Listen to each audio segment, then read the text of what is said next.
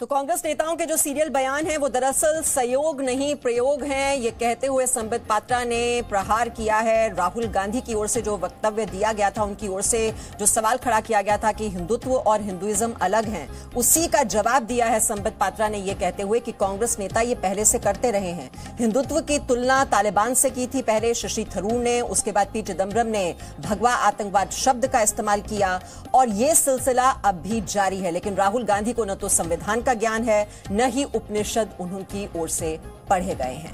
वहीं सलमान खुर्शीद की नई किताब सनराइज ओवर अयोध्या को लेकर बीजेपी और कांग्रेस में आप देख रहे हैं किस तरह से जंग छिड़ी हुई है। किताब में हिंदुत्व की तुलना बोको हरम और आईएसआईएस से करने पर विवाद जारी है। इस बीच कांग्रेस नेता राहुल गांधी ने बीजेपी और संघ पर निशाना साधा है।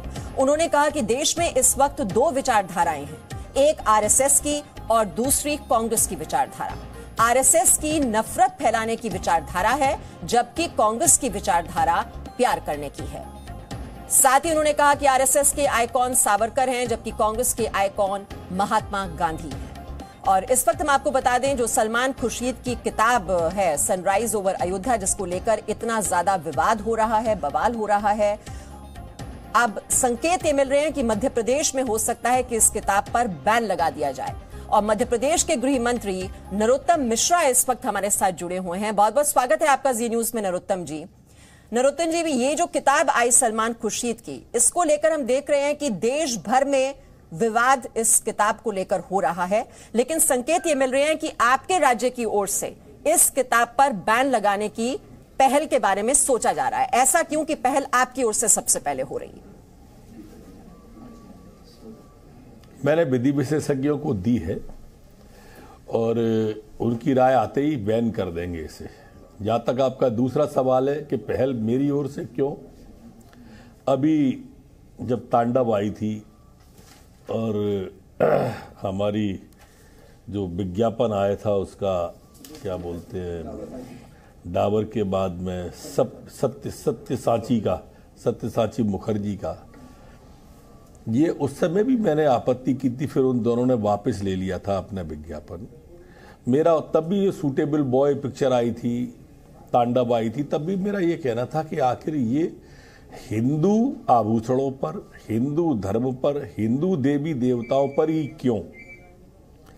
अगर ये बड़े हिम्मती लोग हैं, सलमान खुर्शीद या आपके दूसरे, तो क्यों नहीं वो एक आध बार मुस्लिम धर्म पे बोल के दिखाते? सॉफ्ट टारगेट हिंदू को ही क्यों कर रखा है इनने? दरअसल इनकी सोची समझी राजनीति है, ये अभी से नहीं है, जब से ये भगवा आतंकवाद और हिंदू आतंकवाद इनने प्रारंभ किया था। जब ये टुकड़े टुकड़े भारत तेरे टुकड़े होंगे इंशाअल्लाह राहुल गांधी मिलने गए थे, ये तब से चल रहा है। ये चाहते हैं कि हिंदू शब्द खंडित होता है, हिंदुत्व खंडित हो जाए और भारत देश खंडित हो जाए। जब तक हिंदू जातियों में नहीं बटेगा, जब तक कांग्रेस को कहीं भी सफलता मिलने वाली है ही नहीं।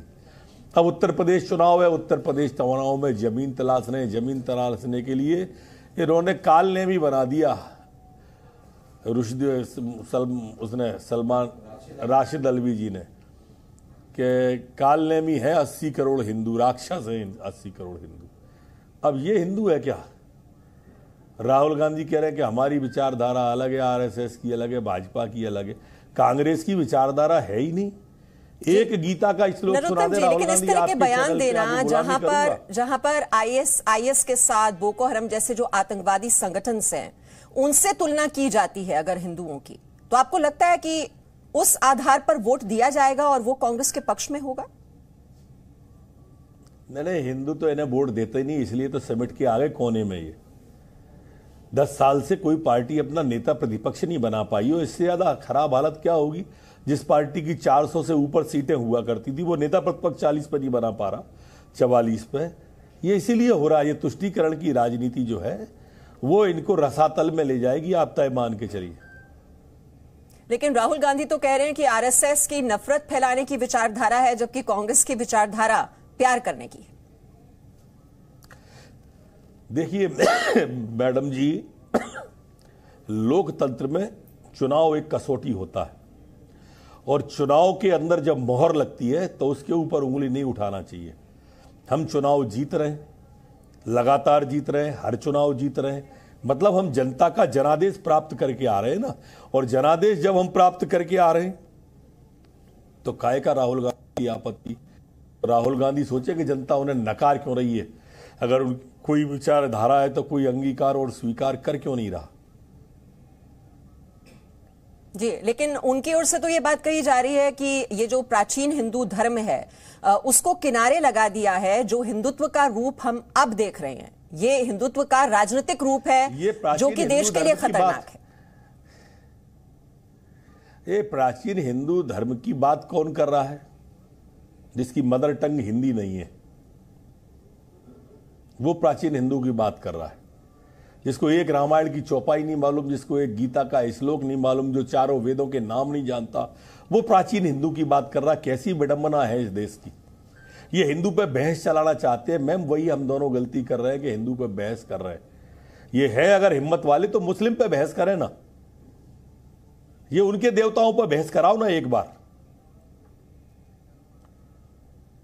जी नरोत्तम जी, आपको लगता है कि कांग्रेस पार्टी में काफी कंफ्यूजन है कि उन्हें लाइन क्या पकड़नी है? क्योंकि कभी हम देखते हैं कि चुनावों से पहले वो मंदिरों के भी चक्कर काटते हैं, वो एक सॉफ्ट हिंदुत्व की जो छवि है वो उसमें भी एक तरह से अपने आप को ढालने की कोशिश करते हैं। लेकिन फिर इस तरह के बयान भी हम सुनते हैं जो शशि थरूर जिस तरह से तुलना करते हैं हिंदुत्व की तालिबान से। हमने भगवा आतंकवाद का शब्द भी देखा, वो पी चिदम्बरम ने सबसे पहले इस्तेमाल किया, और अब ISIS और बोको हराम जैसे जो आतंकी संगठन हैं उनके साथ अब हिंदुत्व की तुलना। तो मकसद आखिरकार है क्या? मैम जहां तक आपने बात उसकी की राहुल गांधी जी की, तो ये अलग बहरूपीय कह सकते हैं, इनको बहुरूपीय हैं। ये गुजरात में जाते हैं तो कोट के ऊपर जनेऊ डाल लेते हैं, ये कश्मीर में जाते हैं तो हिंदू हो जाते हैं, और जब ये केरल में जाते हैं तो राहुल भाईजान हो जाते हैं, और इनके गुरु फिर दिग्विजय चचा जान, वो उनको फिर वैसी सजा देते हैं। ये सीजनेबल हिंदू हैं, इच्छाधारी हिंदू हैं राहुल गांधी, इच्छाधारी हिंदू है, सीजनेबल हिंदू। जी नरोत्तम जी, वैसे जब ये किताब के बारे में सलमान खुर्शीद से सवाल पूछा गया तो उनकी ओर से ये बात कही गई कि हाँ यूपी चुनाव हैं, ये सवाल उनसे ये था कि यूपी चुनाव में इसका क्या असर होगा, और उनका जवाब था कि हाँ यूपी चुनाव में इससे फायदा होगा। ये कहकर बस एक लाइन कहकर वो निकल गए। तो वो तो अभी भी उनकी कैलकुलेशन ये है कि इससे फायदा होगा। वो छापी किताब इसलिए है कि मुस्लिम वोटों का ध्रुवीकरण होके जो दूसरे दलों पे है वो इनके पास आ जाए, जो कभी नहीं आएगा। ये डूबता जहाज है कांग्रेस, इनको अब वोट नहीं देंगे। वो इन पे तो जीरो लगना तय है, यूपी में इनका जीरो आएगा। जी, लेकिन वो 18% तो मुस्लिम समुदाय है जिसको वो साधने की कोशिश कर रहे हैं इस तरह के बयानों के जरिए। नरोत्तम जी, कोशिश करने से क्या होता है मैम, सफलता मिलने की बात है। जी नरोत्तम जी, फिर से मैं इस किताब के वो कौन से अंश हैं जिन पर सबसे ज्यादा आपको आपत्ति है, जिसकी वजह से आपने ये फैसला लिया है कि मध्य प्रदेश में इस किताब पर बैन लगाया जाएगा?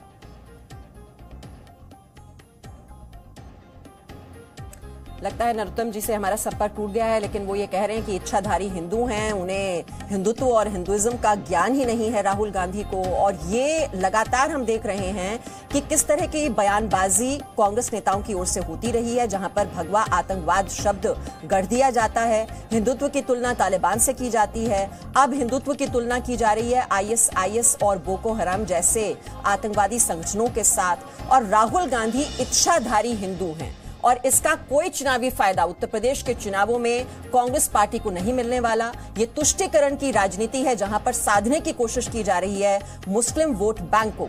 लेकिन ये जो कदम है कांग्रेस पार्टी का, इससे उन्हें आने वाले यूपी चुनाव में कोई फायदा नहीं होने वाला। तो हम बातचीत कर रहे थे मध्य प्रदेश के गृह मंत्री नरोत्तम मिश्रा, जिन्होंने इस पर काफी प्रहार किया कि हिंदुत्व का जो असली मतलब है वो दरअसल समझते नहीं है राहुल गांधी, और उनकी ओर से राहुल गांधी को चुनौती भी दी गई। हिम्मत है तो मुस्लिम धर्म पर बहस करें राहुल गांधी, ये चुनौती दी है नरोत्तम मिश्रा ने राहुल गांधी को।